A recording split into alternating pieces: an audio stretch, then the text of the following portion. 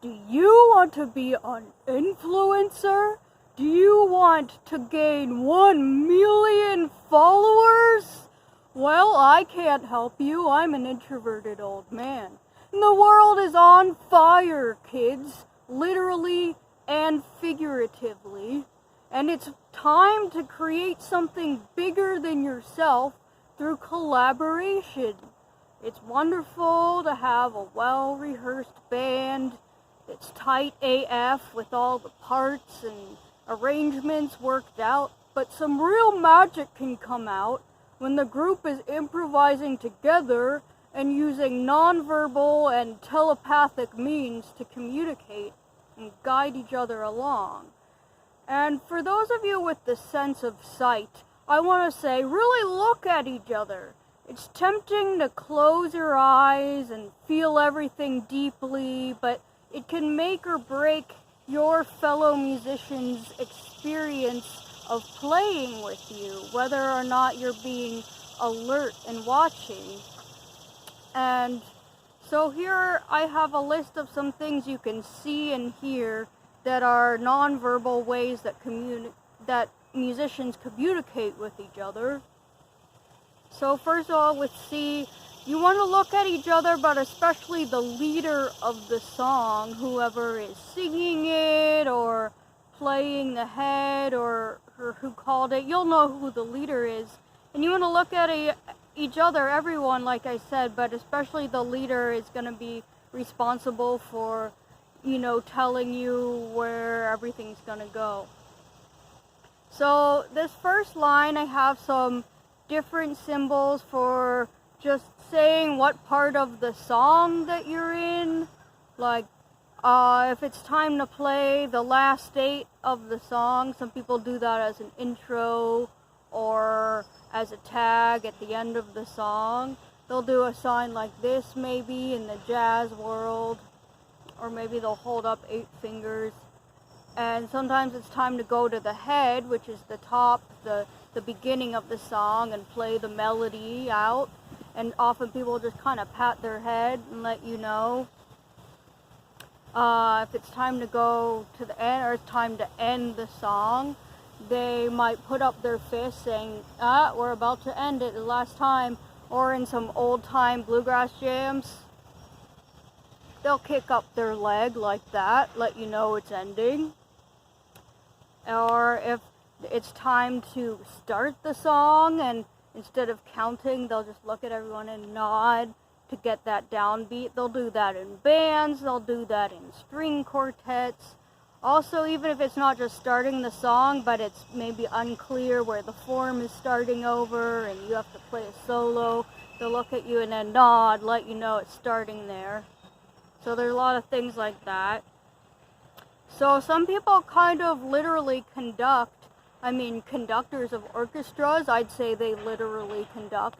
But also in bands, they'll sometimes do things like, the volume's going down, they'll go like that to let you know. Or if it's time to slow down the tempo, they might literally do some kind of motion that'll let you know a slower beat is coming or a faster beat is coming. And when it's time for someone to take solos, it's very helpful if the leader really motions to the person who gets the solo. Sometimes a band has that all worked out, but sometimes they don't. And so if it's your turn to do this, it's good to either point at the soloist, or if you think that's too rude, just look at them and nod or something. And a lot of musicians learn this kind of non-verbal communication at first through lower stakes environments like jams. And in jams, you don't necessarily have to take a solo. A lot of more things are up to you when you're not in a performance scenario. But if you decide you're not gonna take a solo, it's really helpful to shake your head or something, or let the next person know that you're not gonna have one. Because if you just wait for it to be your solo and you just sit there and don't do it, people can't tell if you're gonna play or not, and the form is going by, and then someone else who maybe wanted a solo is missing half of their solo because they have to take wherever you left off, you know what I mean? So it's good to communicate everything like that. Also, some things with numbers. There's this thing called the Nashville number system, where people hold up different numbers of fingers to say what chord they're going to. Oh, we're going to the 1, we're going to the 5, we're going to the 4. Sometimes people do it just half a beat before they do that, just so people have a little moment to think about the chord before it falls on the beat. Some people like to do it exactly at the beat. And people also will hold up a certain number of fingers to show what key you're in. If you're in a sharp key, say you're in the key of D with 2 sharps, they'll hold up 2 fingers. If they were to hold down 2 fingers, that means 2 flats. That would be the key of B flat. Okay, so those are some C things. Make sure you're looking around and just showing that you're a team player by being alert and aware. So the other thing is there's a lot of things to listen for. And one thing is it's always important to be listening to the music. It's almost more important to be listening to the other players in the band than it is to yourself, if you can believe that. And a really good way to just have a grounded feel in the song is to listen to kind of the bass line, listen to what the bass is playing, or the drums, because they're just going to really be keeping it together, and that's going to be the most basic thing and the least possible way to get really confused, because maybe the band is doing a lot of complicated things, and if you try to listen to what one other person is doing, it could actually make you get off and be confused. But it's also really good to just listen to the whole band for changes in the chords. Maybe you got a little lost in the song, but if you can hear what they're playing, you can get back on it. Listen for changes of tempo people might decide to do. Even if they don't conduct it, you can hear it, that they changed. Just be alert. Changes in dynamics, same thing. And rhythmic patterns, maybe people want to do some fun little rhythmic change on the bridge or something. Instead of going like beat, beat, beat, beat, beat, beat, they'll want to go beat, beat, beat, beat, beat, beat. So maybe they'll hold up fingers like, we're going to do 3s. That's what that means. But just listen for if they're doing fun little changes like that.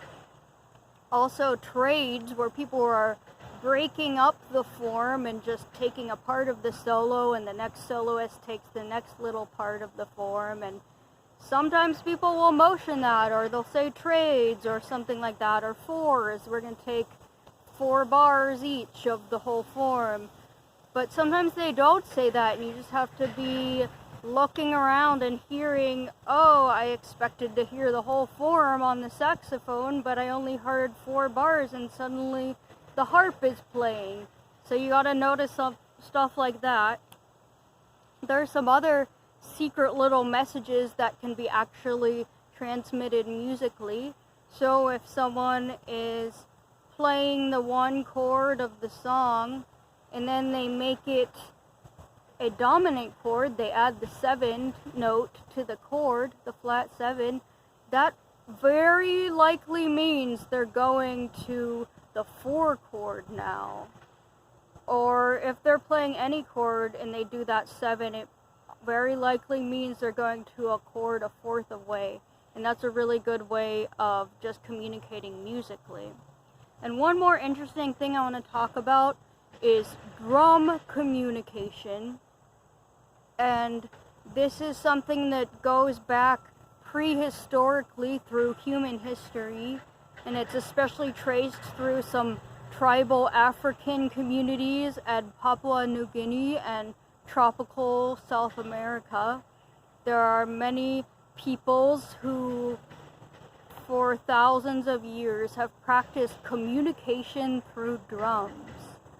And there's something called a talking drum that has a lot of kind of musical phonemes that can be matched up with linguistic sounds. And drums that are used for communication sometimes can be heard and transmit messages up to 7 miles away. And this has been used traditionally to announce ceremonies in neighboring villages, or announce that there are invaders coming and to be aware. And sometimes it'll be kind of a simple form of communication, little rhythmic patterns that mean a certain thing. But sometimes it can really sound almost like language, especially in these very tonal languages that were also common to the people who practiced this. And so maybe they don't hear all these consonants and vowel sounds, but the tones and rhythms of it are enough for them to actually kind of make out words and have more or less complex conversations or messages that they transmit. So that's something very interesting about humans. And when Africans were taken from Africa to be slaves in America, they were able to communicate secretly messages that the slave captors didn't understand using these drums, and they were able to organize that way, and therefore drumming became banned because they didn't want their slaves to have a secret message system through music that they couldn't understand. But that just really is a testament to the amazing power of music and communication and working together in a group using music. So thank you for listening, and look up talking drums and drum communication. It's very interesting. And good luck communicating with your fellow musicians. Thank you.